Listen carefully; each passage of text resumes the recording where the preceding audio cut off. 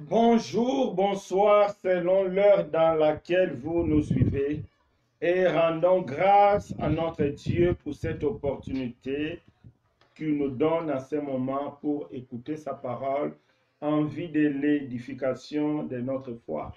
Comme c'est Dieu qui est le Maître, c'est Dieu qui est le Seigneur, c'est Dieu qui est l'enseignant par excellence, donc c'est important que nous puissions tourner nos regards vers lui afin que lui-même puisse nous enseigner par son Esprit Saint. Donc nous allons maintenant nous disposer par la prière pour demander son assistance. Élevons nos voix. Éternel notre Dieu, nous avons besoin de toi. Nous avons besoin de toi comme les poussins ont besoin de leur maman parce que sans leur maman, ce n'est pas possible. Nous aussi, nous avons besoin de toi, Seigneur. C'est toi qui es l'enseignant par excellence.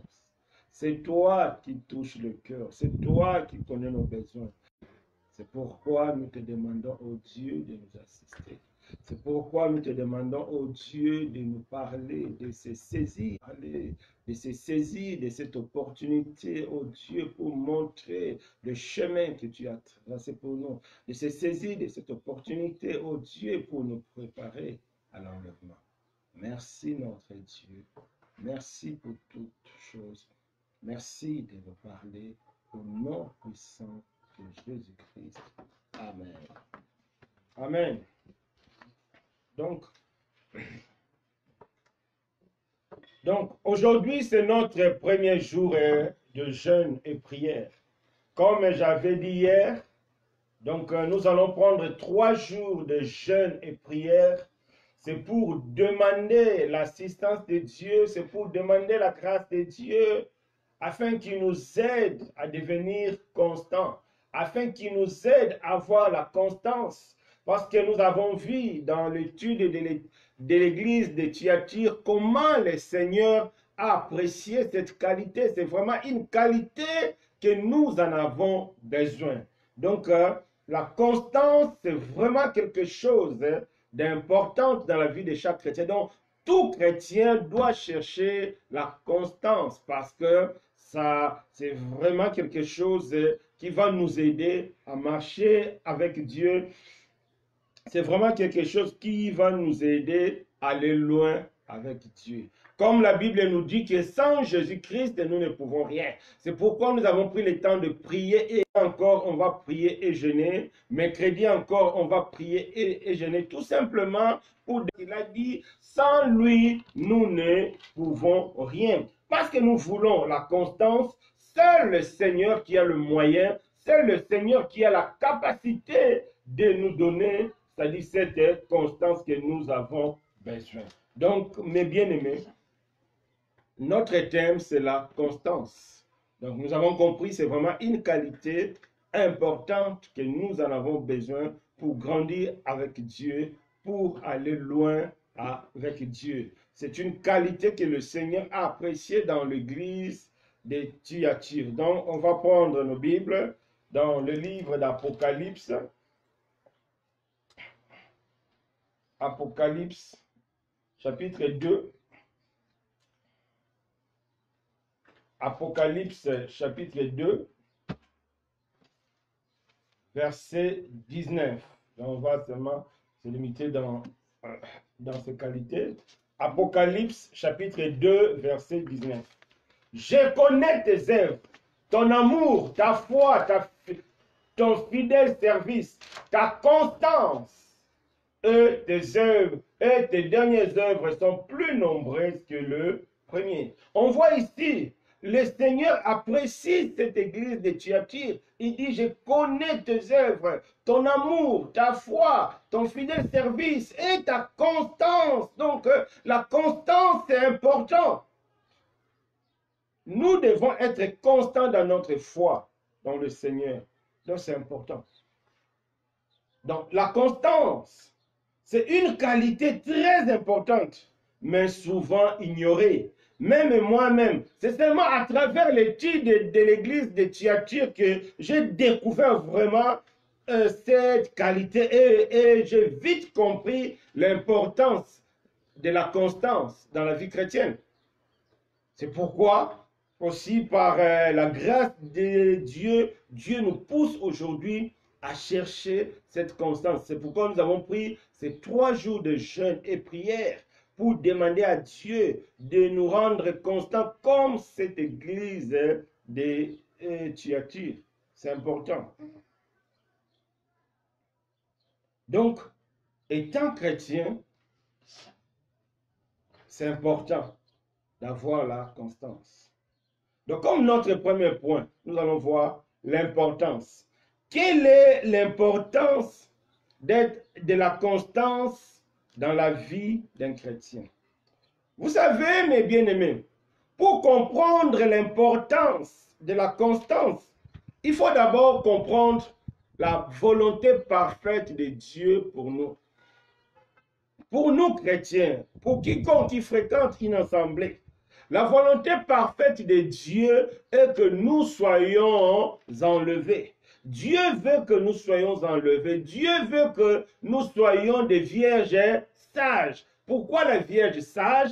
Parce que c'est la Vierge qui était prête pour l'enlèvement. Donc la Vierge sage, c'est le symbole d'un chrétien qui est prêt pour l'enlèvement. La volonté parfaite de Dieu est que tous les chrétiens soient prêts pour l'enlèvement. Parce que Dieu ne veut pas que nous soyons des vierges folles. Vierge folle, c'est toute personne, c'est-à-dire c'est des vierges. Donc des personnes qui ont été sanctifiées par le sang de Christ. Mais, pour une raison ou une autre, ils ont refusé d'avoir la réserve huile. Et ils sont restés, ils ont raté l'enlèvement. Donc Dieu ne veut pas que nous soyons comme des vierges folles, c'est-à-dire des chrétiens qui vont rater l'enlèvement. Parce qu'après l'enlèvement, le jugement de Dieu va s'exercer contre la terre, donc contre les hommes d'une manière pas possible. Il y aura la tribulation, ça sera vraiment difficile. C'est pourquoi Dieu, dans son amour, il veut nous épargner des moments difficiles qui vont se passer après l'enlèvement. Dieu, dans son amour, il veut nous épargner la tribulation qui sera après l'enlèvement. C'est pourquoi Dieu nous enseigne, c'est pourquoi Dieu nous parle, c'est pourquoi Dieu nous demande de chercher la constance. Parce que la constance, ça va vraiment nous aider à aller en avant avec Dieu et être prêt pour l'enlèvement. Parce que la pensée, c'est-à-dire la volonté parfaite de Dieu, est que nous soyons enlevés. C'est ça l'important. Quand tu pries, quand tu dis que tu aimes le Seigneur, quand tu dis que tu sois prêt, qui est le jour de l'enlèvement, tu sois parmi cette église glorieuse qui sera enlevée. Les lettres que le Seigneur a envoyées aux 7 églises de l'Apocalypse. Parce que si on veut étudier les 7 églises de l'Apocalypse, surtout bon, on va seulement étudier les 4 qu'on a déjà vus ensemble, c'est-à-dire l'église d'Éphèse, l'église de Smyrne, l'église de Pergame et l'église de Thyatire. Si on voit seulement ces 4 églises, on va bien comprendre la notion ou bien l'importance d'être constant. Prenons nos Bibles, Apocalypse, donc toujours, donc on est dans Apocalypse 2, à partir de verset 1, la Bible nous parle de l'église d'Éphèse. Le Seigneur parle ici de bonnes choses pour l'église d'Éphèse. Mais après, il a dit, verset 4, mais ce que j'ai contre toi, c'est que tu as abandonné ton premier amour. Écoutons bien, mes bien-aimés dans le Seigneur. L'église d'Éphèse, c'est comme toi, c'est comme moi aujourd'hui. Cette église avait des bonnes choses, c'est-à-dire cette église avait de bonnes qualités. Mais malgré ces bonnes qualités, le Seigneur a dit, j'ai quelque chose contre toi. Donc bien que tu es chrétien, mais Dieu veut que tu sois vraiment parfait dans ta marche avec lui. Dieu ne veut pas qu'une partie de nous soit dominée par le diable. C'est comme l'église d'Éphèse. Donc c'est une église qui avait de bonnes œuvres. Mais le Seigneur les reproche quelque chose, c'est-à-dire, mais ce que j'ai contre toi, c'est-à-dire, il y a encore quelque chose. C'est comme si l'église de Pergame, le Seigneur a dit de bonnes choses, mais il dit encore, ce que j'ai contre toi. C'est pareil pour l'église de Thyatire. Le Seigneur a dit de bonnes choses, mais après, il a dit encore, ce que j'ai contre toi. C'est-à-dire, on est chrétien, on a de bonnes choses. Malgré tout ce que nous faisons de bon, mais Dieu voit encore en nous, il y a une partie en nous qui est encore sous la domination du diable. Il y a encore une partie en nous, là où il ne règne pas. Et pourtant, Dieu veut régner dans toute notre vie. Dieu veut régner dans tout notre être. C'est pourquoi il nous demande d'être constant pour qu'il règne dans tout, pour qu'il prenne le contrôle de toute notre vie.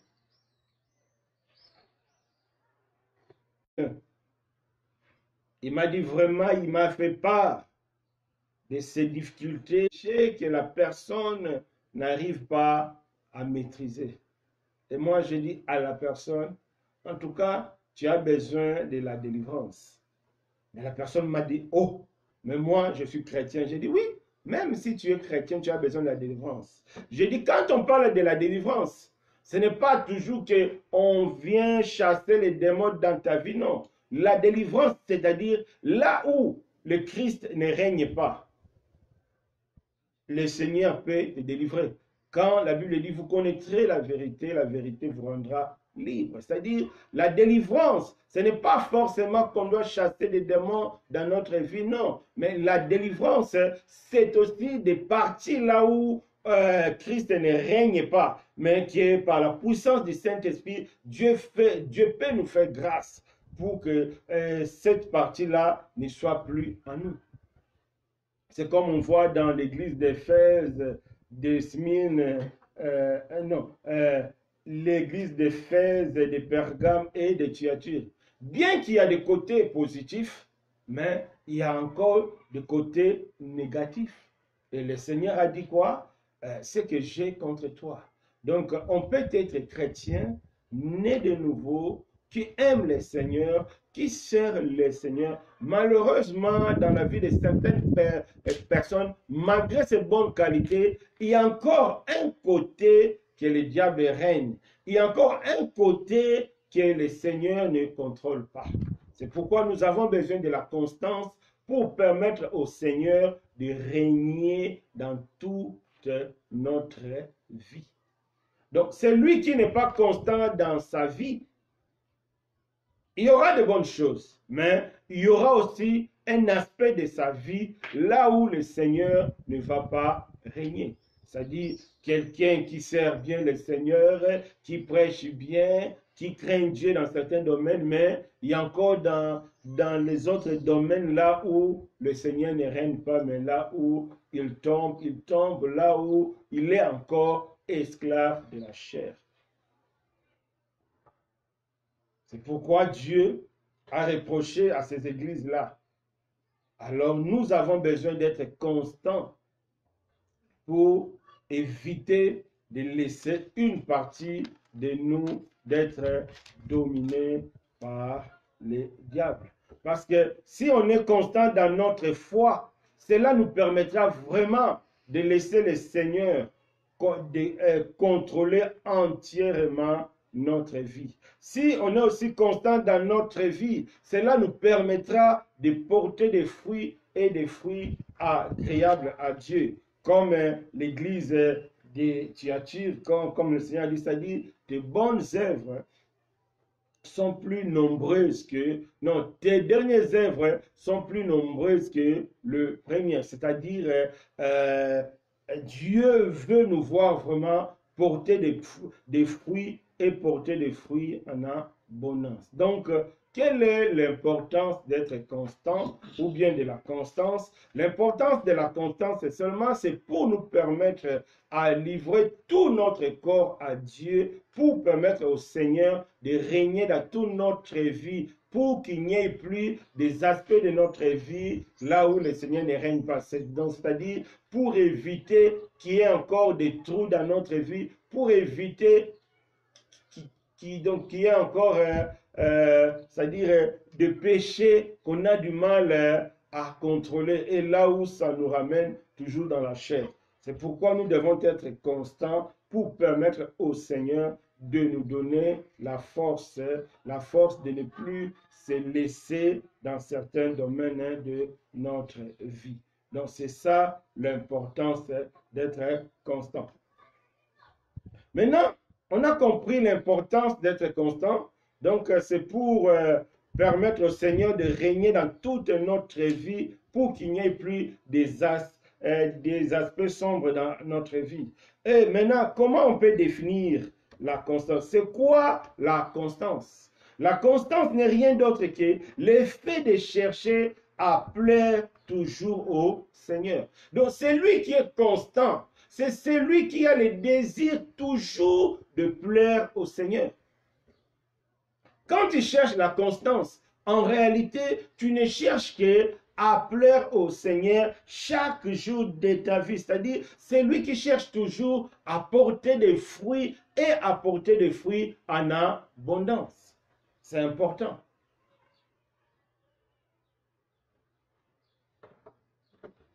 Quand on a toujours le désir de plaire au Seigneur, on va aller en avant. Quand on a toujours le désir de porter des fruits, toujours des fruits en abondance, on va aller en avant. Parce que Dieu nous appelle d'aller de gloire en gloire. C'est-à-dire, aller de gloire en gloire, c'est quoi? C'est chaque jour, c'est essayer de manifester la vie de Jésus-Christ en nous.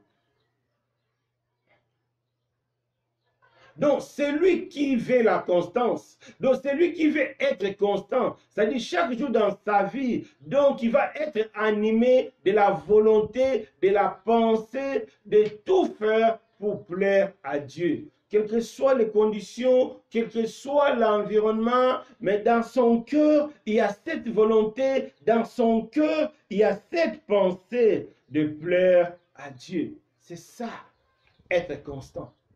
C'est ça, la définition de volonté, de plaire à Dieu à tout point de vue. Donc, tout point de vue. Prenons nos Bibles dans le livre de 2 Pierre 1, verset 5. Donc, 2 Pierre 1, verset 5, on va lire.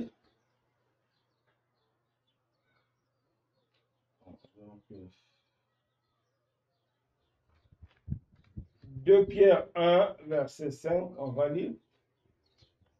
À cause de cela même, faites tous vos efforts pour joindre à votre foi la vertu, à la vertu la science, à la science la tempérance, à la tempérance la patience, à la patience la piété, à la piété l'amour fraternel, à l'amour fraternel la charité.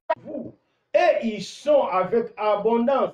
Elle ne vous laissera point oisif ni stérile pour la connaissance de notre Seigneur Jésus-Christ. Donc on voit ici, c'est-à-dire un homme constant, c'est celui qui cherche à aller de gloire en gloire. C'est-à-dire aller de gloire en gloire, ce n'est pas la gloire du monde, ce n'est pas être apprécié des hommes, ce n'est pas être acclamé des hommes. Aller de gloire en gloire, c'est tout simplement chercher chaque jour à manifester la nature de Jésus dans notre vie. Donc c'est lui qui est constant, c'est celui qui va chercher, c'est celui qui cherche chaque jour à manifester la nature de Jésus. Chaque jour à manifester la vie de Jésus. Comme ici, c'est-à-dire ajouter à vos efforts la foi. Donc ajoutez à votre foi la vertu la science la tempérance la patience. C'est-à-dire, on voit là, il y a une évolution. Parce que Dieu nous appelle à l'évolution. Parce que la constance dans le Seigneur, Ça n'a rien à voir avec la constance dans les dictionnaires. Parce que dans les dictionnaires, et exemple, si tu es donc sur l'autoroute, si tu roules à 100 à l'heure, c'est-à-dire, si tu es constant, c'est-à-dire tu vas te maintenir à cette vitesse-là à 100 en l'air, donc tu ne vas pas changer. Là, on va dire que tu es constant. Maintenant, dans le Seigneur, ce n'est pas comme ça. Ce n'est pas que tu vas rester sur place. Non, dans le Seigneur, il faut aller de gloire en gloire. C'est-à-dire, Dieu nous appelle d'aller de gloire en gloire. C'est-à-dire, donc de chercher chaque jour à manifester. On est constant dans notre foi chaque jour à plaire à Dieu. Si nous cherchons chaque jour à manifester la nature de Jésus-Christ en nous, c'est important. Donc nous devons porter des fruits et des fruits en abondance. Parce que si nous ne portons pas de fruits, Dieu, c'est-à-dire Dieu viendra nous arracher et nous jeter dans le feu, comme la Bible nous dit. C'est-à-dire nous sommes appelés à porter des fruits chaque jour. Alors pour porter des fruits, nous devons être constants. C'est-à-dire c'est la constance qui nous permettra de porter des fruits parce que nous allons demeurer fermes et aller de gloire en gloire. C'est-à-dire chercher à plaire à Dieu chaque jour. C'est comme l'église de Thyatire. Quand on veut retourner encore dans notre passage 19, vers la fin, il avait dit quoi? Tes dernières œuvres sont plus nombreuses que là. Chaque jour, l'église, c'est-à-dire des personnes qui étaient fidèles, chaque jour, ces personnes portaient du fruit. Chaque jour, ces personnes, c'est-à-dire manifestaient de bonnes œuvres. C'est-à-dire, chaque jour, ces personnes étaient agréables à Dieu. Donc, être constant dans la foi, c'est croire en Dieu chaque jour. C'est faire confiance en Dieu chaque jour, malgré les obstacles. Mais tu vas faire confiance à Dieu. Comme Abraham, Dieu l'a demandé son fils.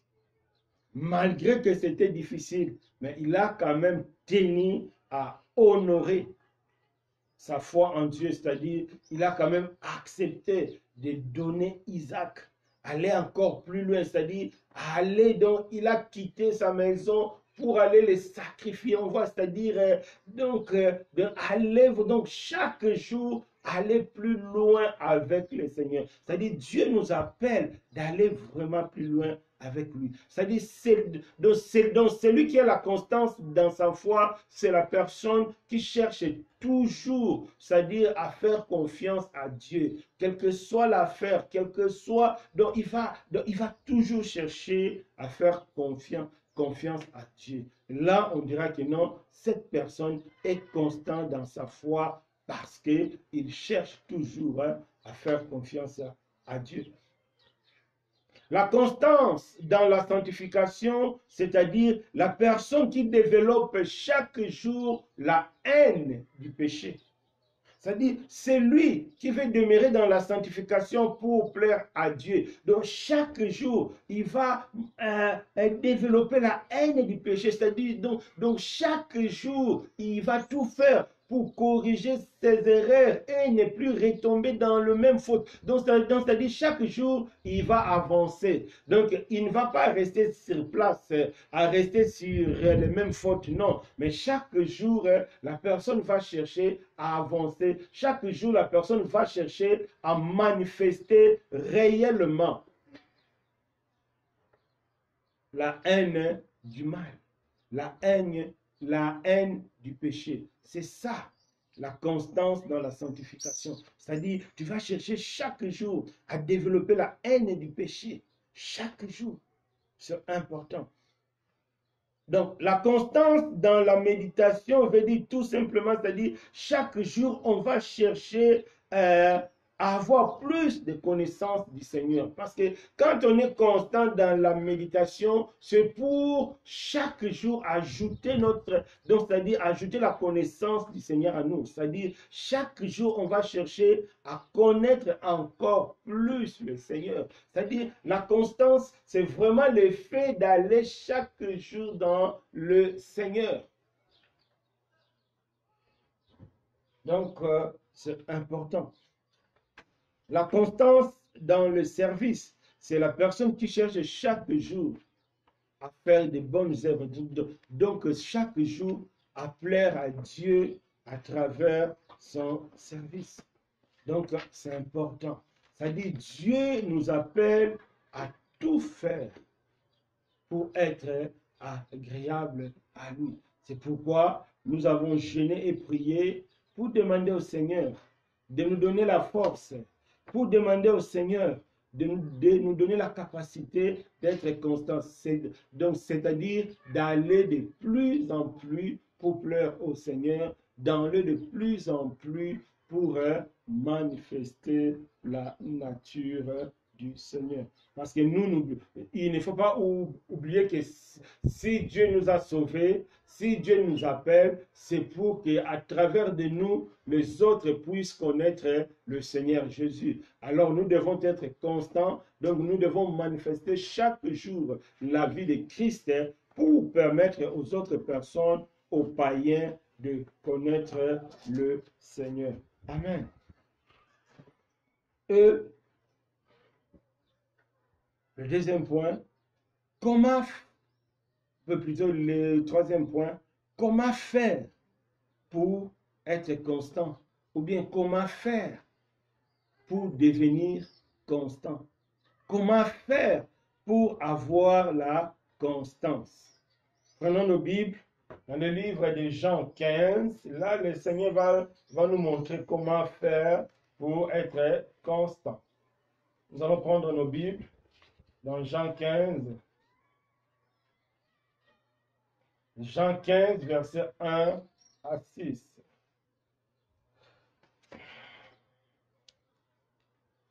Jean 15, verset 1 à 6. La Bible nous dit, « Je suis le vrai cep et mon Père est le vigneron. Tout serment qui est en moi et qui ne porte pas de fruits, il le retranche, et tout serment qui porte du fruit, il le monte afin qu'il porte encore plus de fruits. Déjà, vous êtes purs à cause de la parole que je vous ai annoncée. Demeurez en moi, et je demeurerai en vous.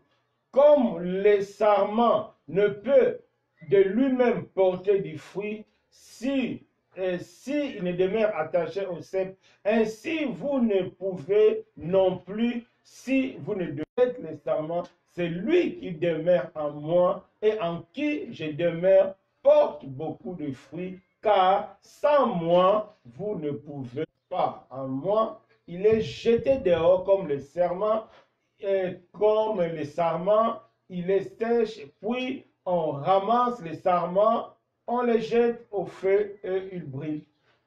Donc, ce passage nous montre, le Seigneur nous dit qu'il est le vrai cep. Nous sommes des sarments, c'est-à-dire nous sommes, qu'on dit, c'est-à-dire des étapes, c'est-à-dire des branches.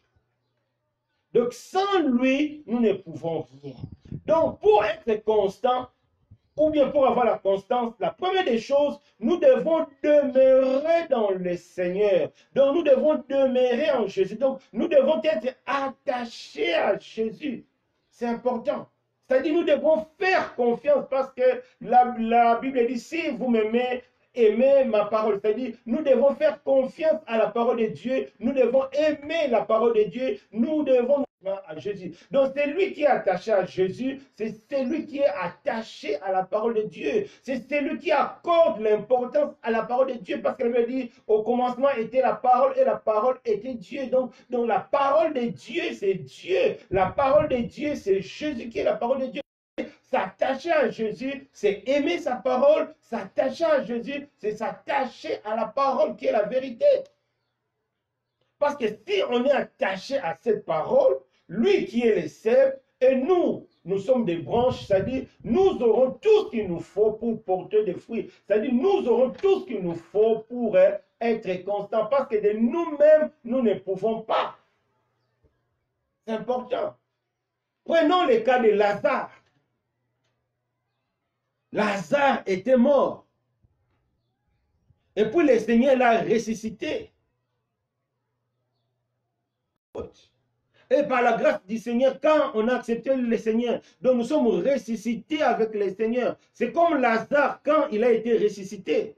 Mais la Bible nous dit que quand Lazare était ressuscité, bien qu'il était ressuscité, il ne pouvait pas bouger. Il avait besoin d'un autre concours pour qu'on puisse le délier pour qu'il marche. Bien qu'il était ressuscité, il était encore collé. Donc, il avait besoin qu'on puisse le délier, enlever tous ces bandons pour qu'il puisse marcher. Bien que tu es chrétien, mais tu as toujours besoin de s'attacher à Jésus. Quand tu te dis que non, je suis chrétien, c'est fini, il n'y a plus de méditation, il n'y a plus la prière, il n'y a plus la foi, tu vas plonger. Tu ne vas pas être agréable à Dieu.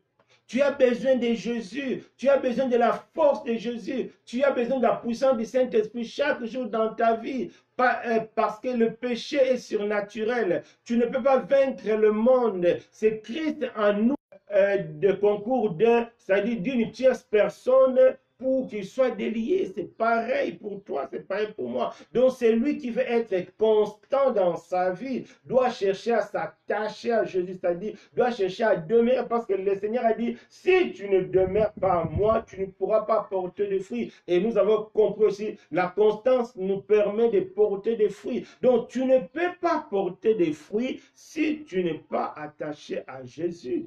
C'est impossible. Donc nous devons tout faire pour s'attacher à Jésus. C'est comme l'exemple que j'ai donné. La personne m'a dit, oui, mais moi je suis chrétien, je n'ai pas besoin de la délivrance. Non, bien que tu es chrétien, oui, mais tu es encore dans le péché.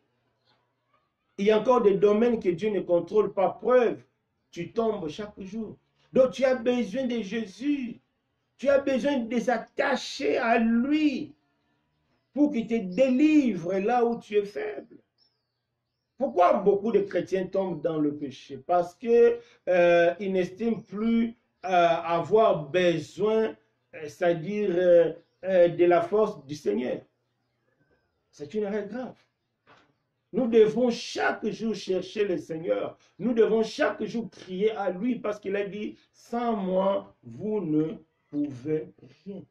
Donc, la première des choses, pour avoir la constance, donc nous devons demeurer dans le Seigneur. Nous devons être attachés à Jésus. Donc nous devons aimer Jésus de tout notre cœur.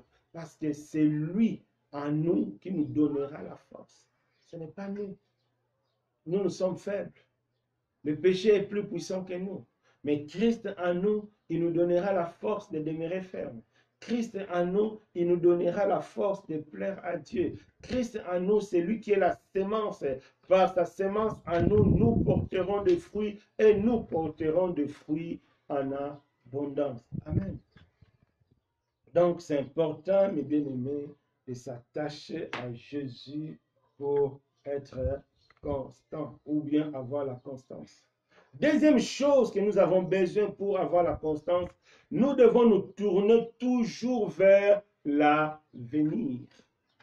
C'est-à-dire, c'est lui qui veut être constant dans sa vie. Il faut toujours qu'il voit vers l'avenir. C'est-à-dire, le futur est toujours meilleur que le présent. Donc le futur est toujours meilleur que le présent. Le futur, c'est notre réunion avec le Seigneur. Le futur, c'est l'enlèvement. C'est-à-dire, nous devons toujours nous projeter. C'est-à-dire, l'enlèvement est meilleur, le futur est meilleur. Donc le second temple est meilleur, la seconde gloire est meilleure. C'est-à-dire, nous devons toujours nous projeter vers l'avenir. Et cela nous poussera à tout faire pour plaire au Seigneur. L'enlèvement. C'est comme Paul a dit, c'est-à-dire tous ces actes passés, il considère ça comme de la boue à cause de l'excellence de Christ. C'est-à-dire maintenant, c'est l'avenir. Donc à cause de Jésus, c'est l'avenir. C'est-à-dire, un chrétien qui ne pense pas à l'enlèvement, un chrétien qui ne pense pas à la gloire à venir, il ne sera pas agréable à Dieu parce qu'il va vivre selon le monde. Parce que il n'aura pas le plaisir là de faire de bonnes choses pour le Seigneur parce que dans son cœur, il n'y a que le temps présent. Or, la Bible nous dit de ne pas se conformer au temps présent. Nous, c'est le futur. Ce n'est pas le temps présent, c'est le futur. Le futur est toujours meilleur. Si nous sommes projetés vers le futur, c'est-à-dire nous allons toujours chercher à être épourés pour l'enlèvement, nous allons toujours chercher à plaire à Dieu. Parce que nous allons toujours chercher et cela va nous permettre d'aller de gloire en gloire. C'est comme un étudiant qui a la volonté d'avoir une grande moyenne. Il va chercher à étudier chaque jour. C'est-à-dire, son objectif, c'est l'examen final. Donc, chaque jour, il va se préparer pour l'examen final. Donc, nous devons toujours tourner nos regards vers l'avenir. Donc, nous devons toujours avoir à cœur l'enlèvement. Et cela nous poussera à nous purifier. Et cela nous poussera à pleurer au Seigneur. Pourquoi? Parce que nous avons à l'idée l'enlèvement. Donc l'enlèvement, c'est notre objectif. L'enlèvement, c'est notre priorité. Et là, ça va nous aider à demeurer fermes. Parce que la Bible dit, c'est lui qui va persévérer jusqu'à la fin. C'est-à-dire,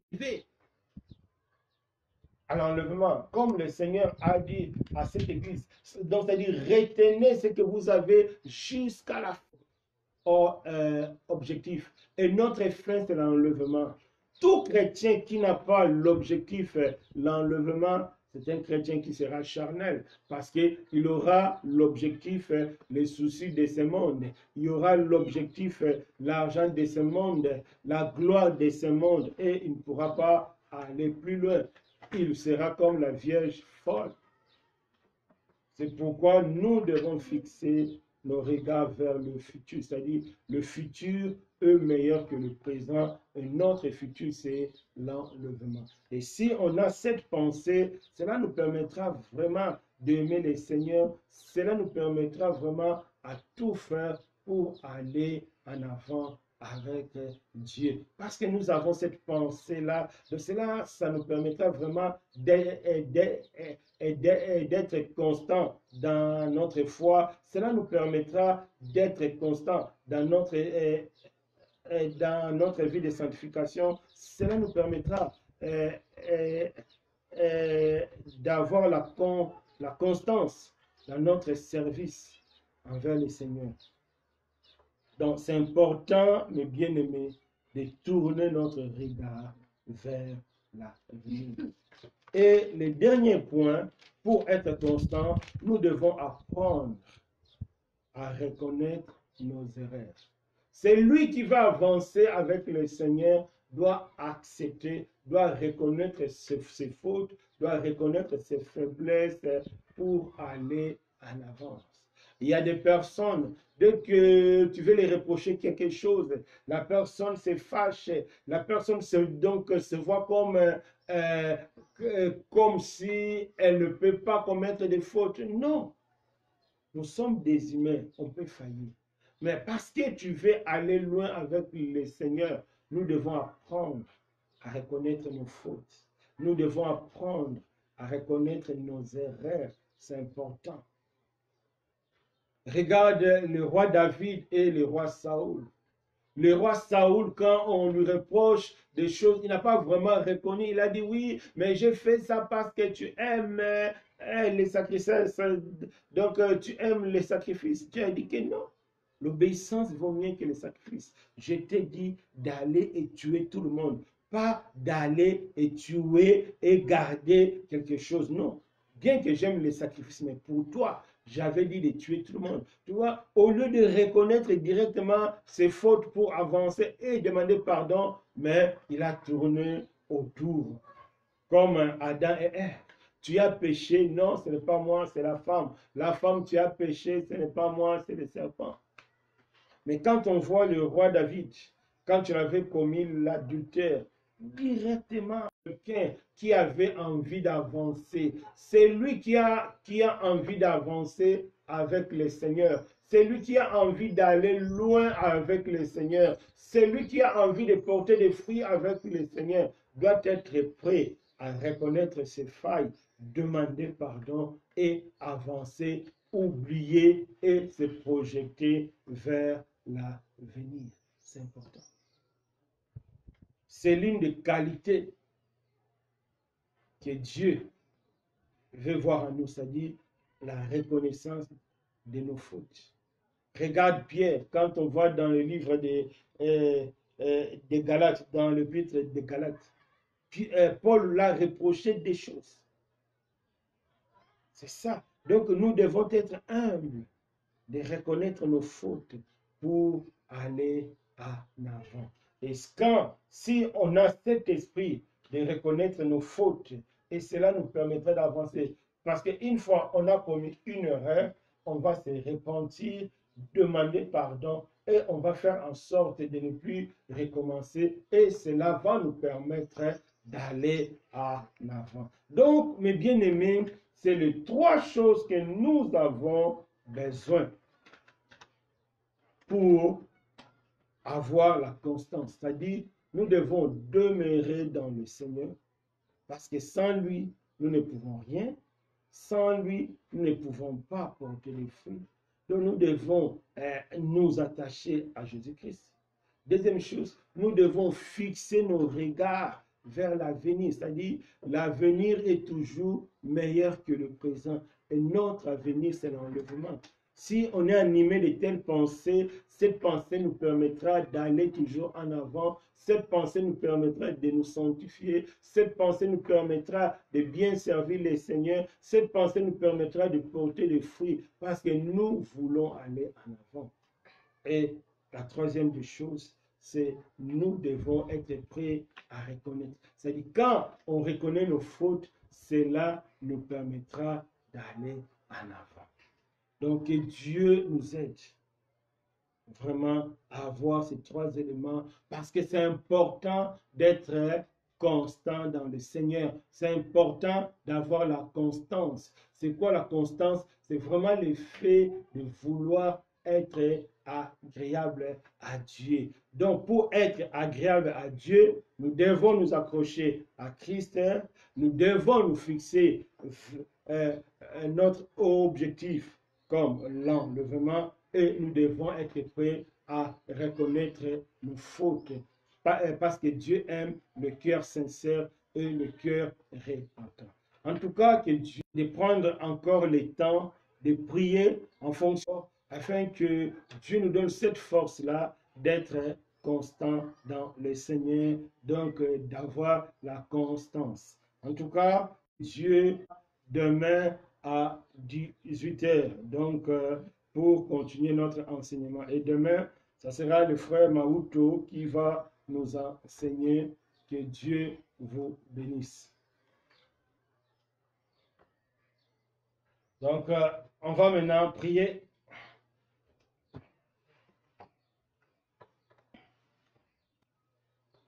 Éternel Dieu des armées, tu nous as parlé d'une manière personnelle. Tu vois vraiment l'importance d'être constant pour porter des fruits. Je te prie, Seigneur, de nous aider à avoir la constance, de nous aider vraiment à être constant en toi, de nous aider vraiment à être constant dans la foi, dans la méditation, dans la sanctification, dans ton service. Nous avons besoin de toi. Merci de donner à chacun de nous la force de s'attacher à toi. Parce que sans toi, nous ne pouvons rien. Merci d'aider chacun de nous à se fixer comme objectif l'enlèvement. C'est-à-dire que nous sommes tournés vers l'avenir. Nous avons besoin de toi. Merci de nous donner la force d'être prêts à reconnaître nos fautes. Cela nous permettra d'avancer. J'ai besoin de toi, Seigneur. Merci, Seigneur, pour cet temps. Merci pour ton Église. Affermis-nous, Seigneur. Et nous remettons le reste des jours les 2 jours de jeûne et prière qui restent, nous les remettons entre tes mains au nom puissant de Jésus-Christ. Amen. Que Dieu vous bénisse.